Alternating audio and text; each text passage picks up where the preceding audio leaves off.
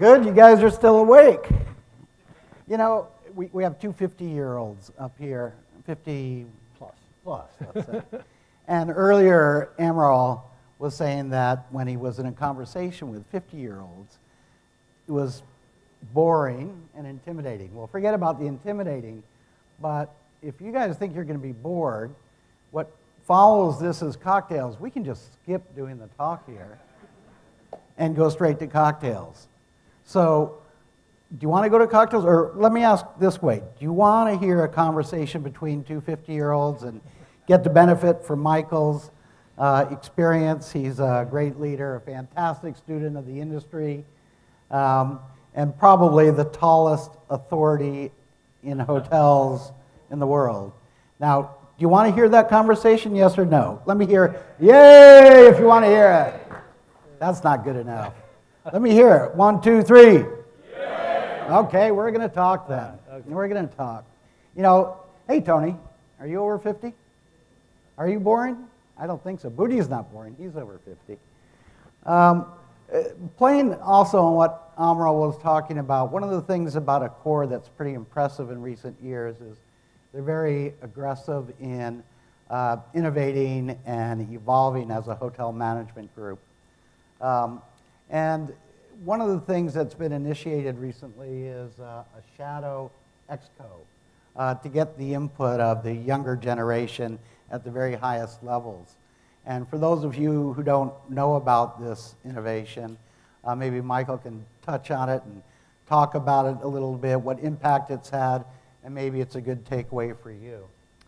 Yeah, look, you know, the expression millennial, I guess, sometimes is overused, but there's no doubt that, you know, an experience is wonderful, but sometimes your experience clouds your judgment as well, because you know, you can learn from the past, but you don't necessarily want to repeat it.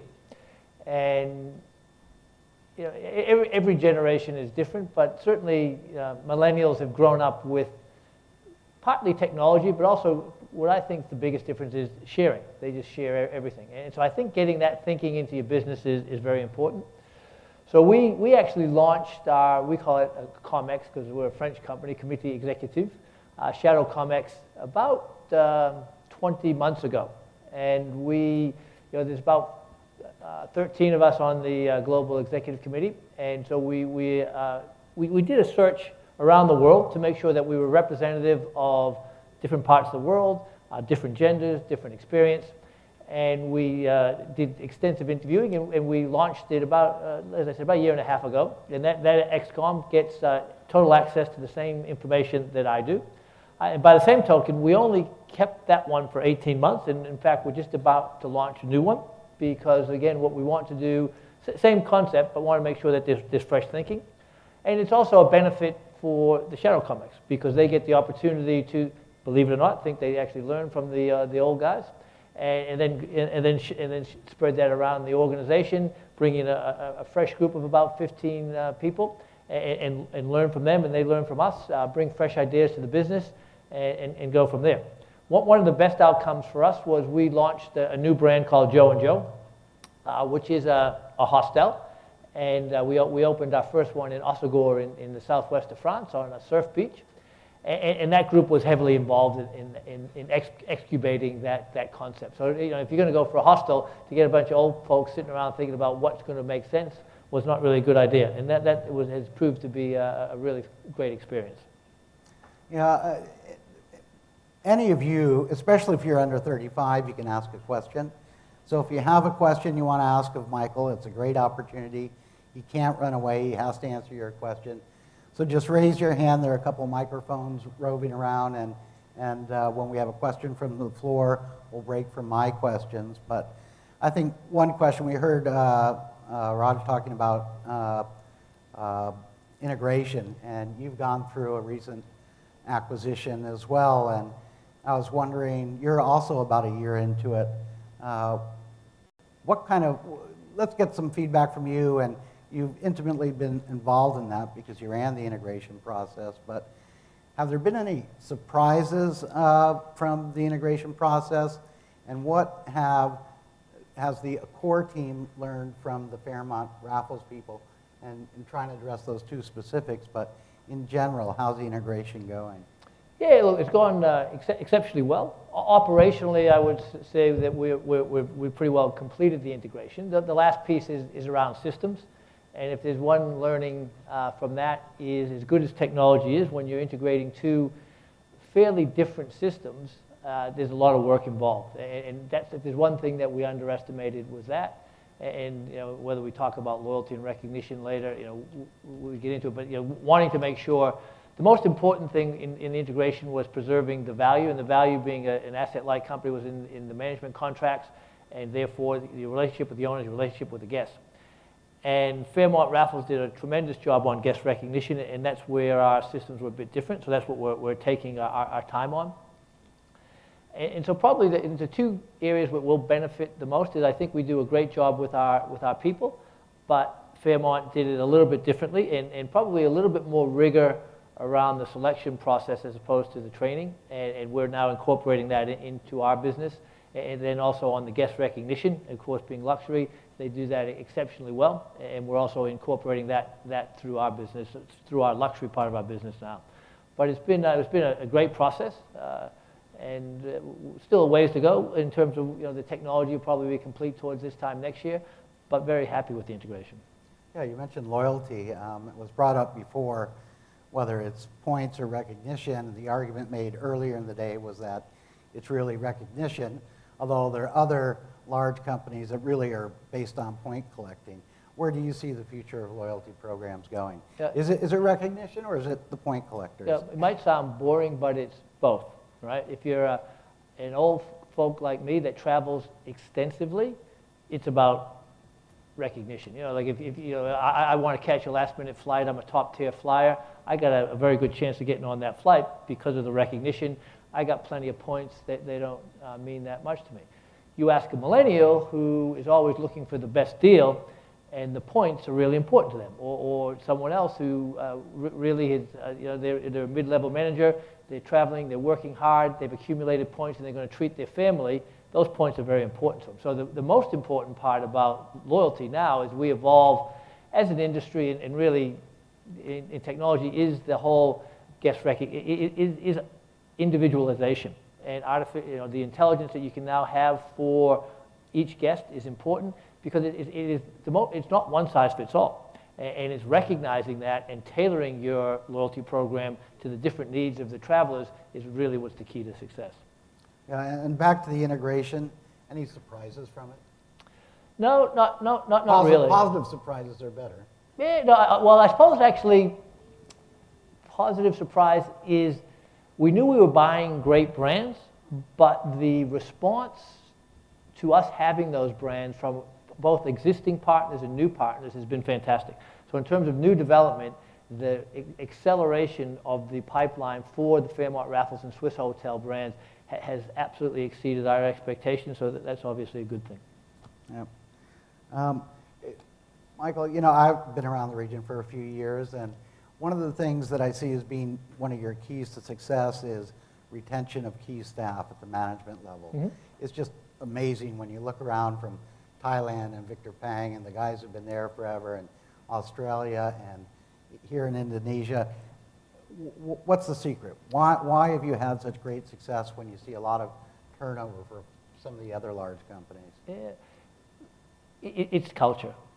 And you know, sometimes I get, you know, I've been around a while, and I've been with Accor for quite some time myself, and we've had a lot of success in the region. And you know, people ask, you know, what are you most proud of? And usually what they think I'm going to talk about is, you know, the growth of the business, which has been fantastic. But for me, what I'm most proud about is the culture that we've achieved.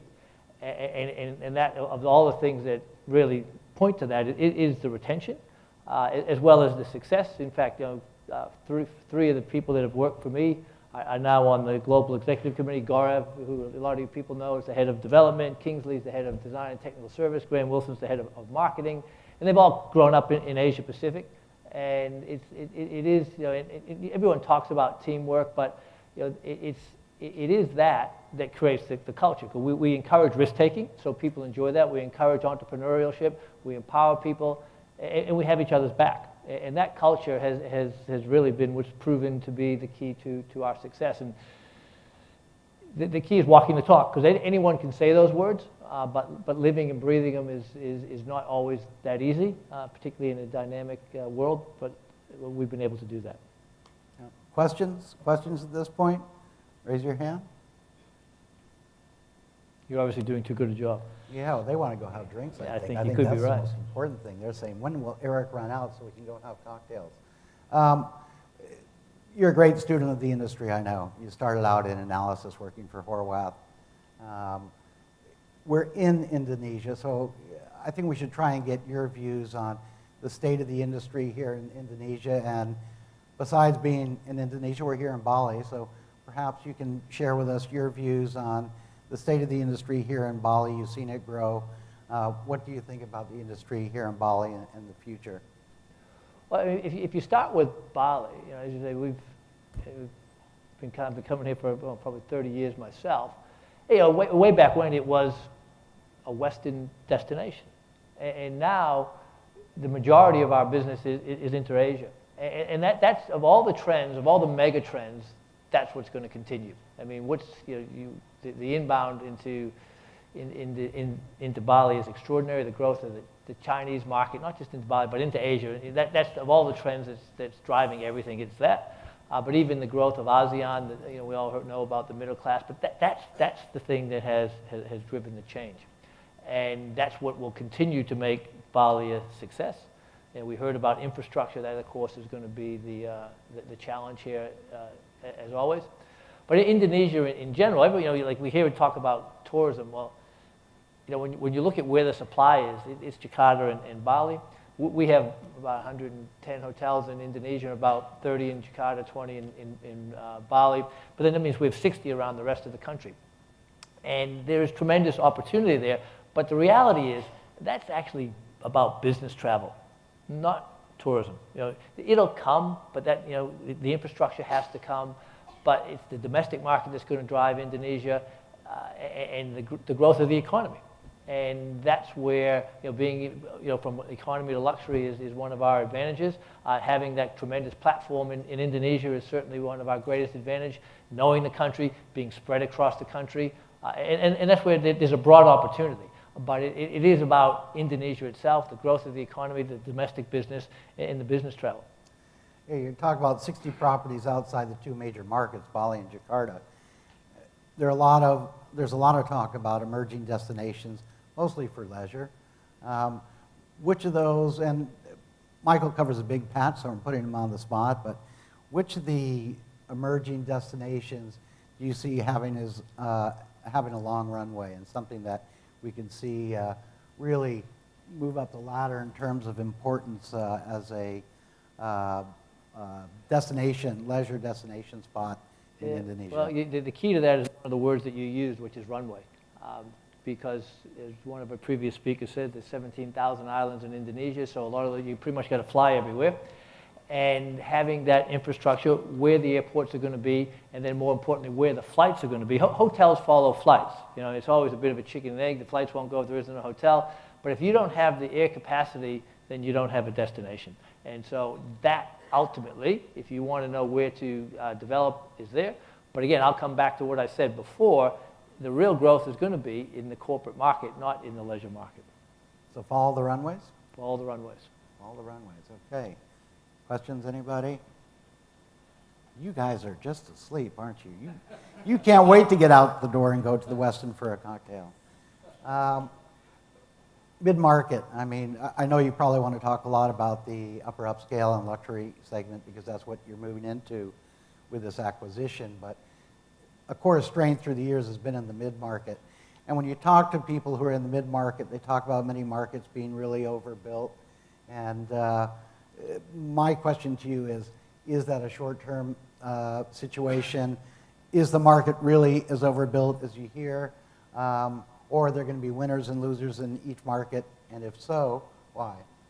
Well, the future is still for Indonesia is in the economy and the mid-scale sector. Because again, if you take out Jakarta and Bali and you go to then everywhere else, what is needed is that economy and mid-scale product. And what's great is the product is getting better and better. And I think one of the previous speakers also said the rooms are shrinking, And the key is to build an efficient hotel, and obviously we're very, very good at that.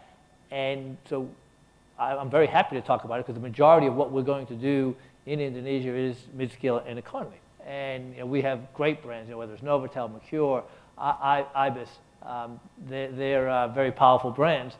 And that's, for the next 10 years, is going to be the most important part of the market, if not probably the next 20 years. So what are the real areas for growth that you see in Indonesia? Well, I mean, we opened in Makassar, a couple of hotels in Makassar. They're going very well.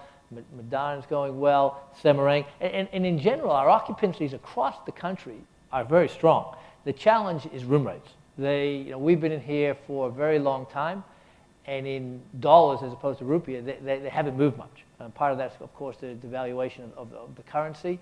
But so the demand is strong. That's why it is economy and mid-scale, because if you can't get the appropriate rate for an upscale or luxury hotel, don't do it. And in most of Indonesia, you can't get the rate. What about demand for upscale, Fairmont-type properties or luxury properties in the market? Are there still opportunities for that? It's relatively limited. In Bali, absolutely, because it's an international market. People are coming for leisure.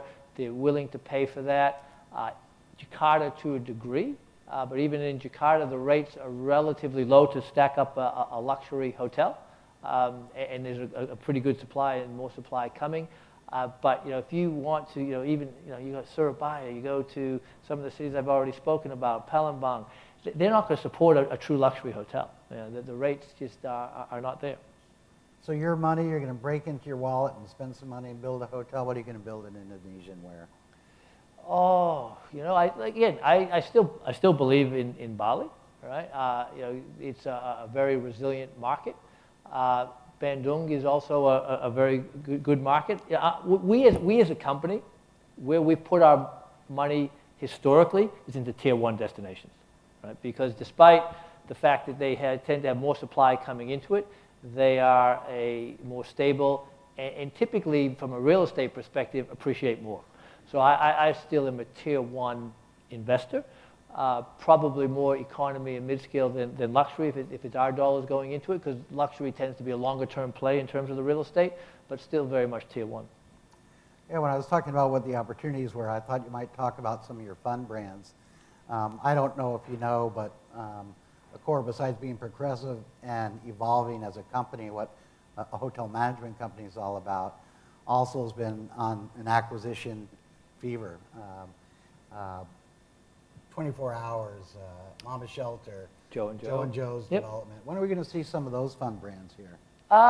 Look, Indonesia, haven't cracked it yet. We've signed our first Mama Shelter in Bangkok. That'll open next year. Rio, you got that? Yeah. You got that? Absolutely. We Thailand beat you to it?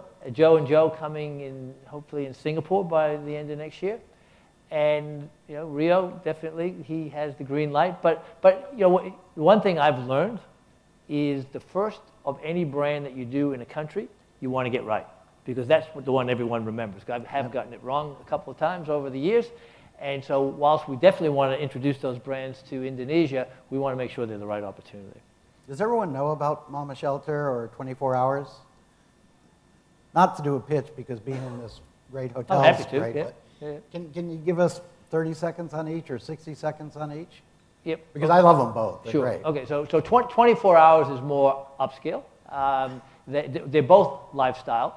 Mama Shelter is more mid-scale to upper mid-scale and a little bit more, standardized is the wrong word, very heavy on food and beverage, incredibly successful in both bar and restaurant, but the rooms being more 18 to 22 square meters, and whereas 24 Hours, every hotel is different. Every hotel has a very strong story, strong on the beverage, probably a little bit more so than the food, retail element in the hotel, but tailored to the location, and that story being different in every hotel so that it comes alive. Yeah, I like that hotel. More beverage than food. That's always good. Yep, absolutely. I've mentioned it a couple times, but Accor is really evolving in what a hotel management company does besides different brands. And I think that's probably got you thinking what's going to happen with the model of hotel management companies or hotel companies in the future. How do you see the evolution playing out? Do you see hotel companies changing? I mean, years ago, they were asset heavy. Then they were asset light because they were listed. And the multiples were better on services company.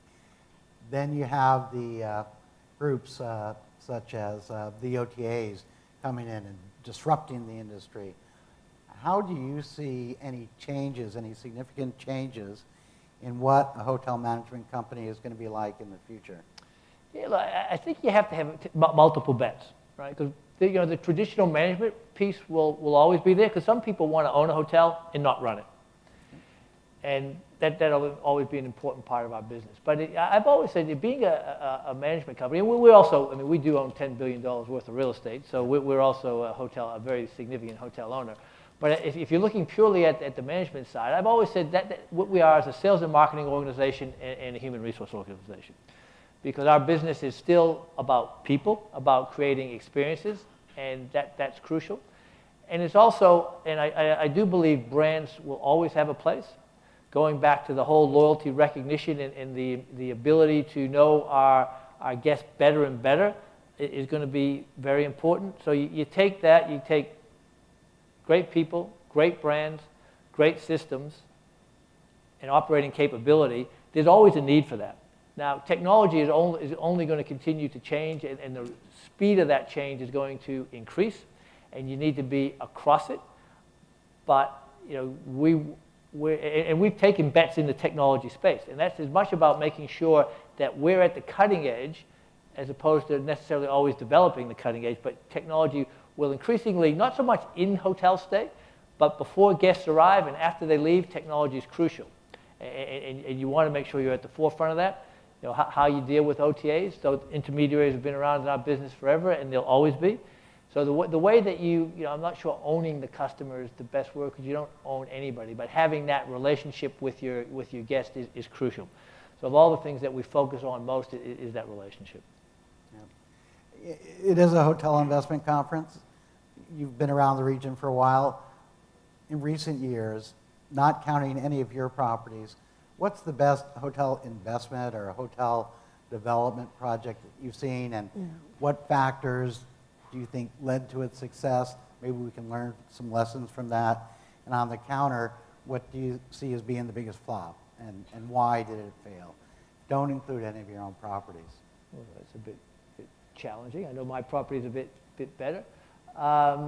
Great success stories would be, let's see. I always like the Park Royal in Singapore on Pickering Street. They got their timing reasonably well. At the time, seemed like they paid a lot for the land, but the market came back. They were at the forefront of the green part of the industry, and they did a great job with the design of that hotel.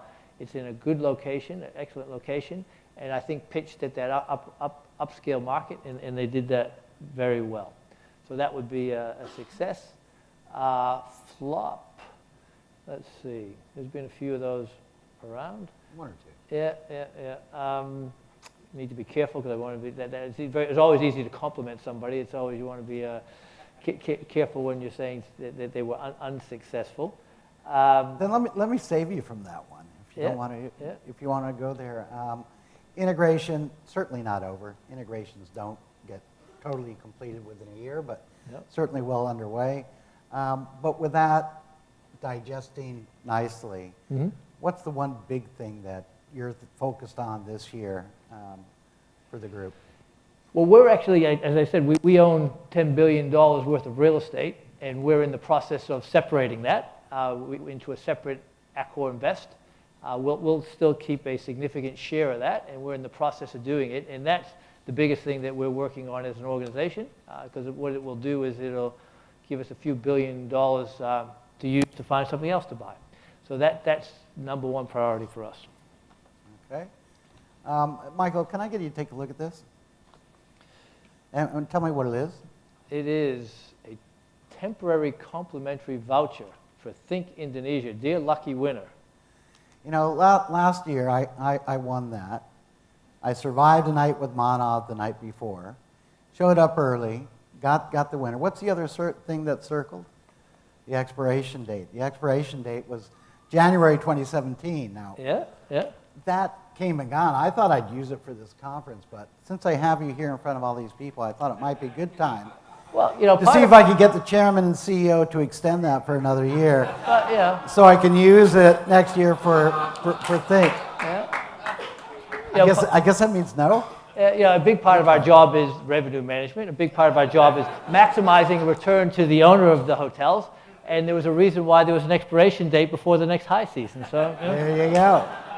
All right. Well, Micheal, despite you not renewing that, everyone please join me in thanking Micheal for spending the time with us.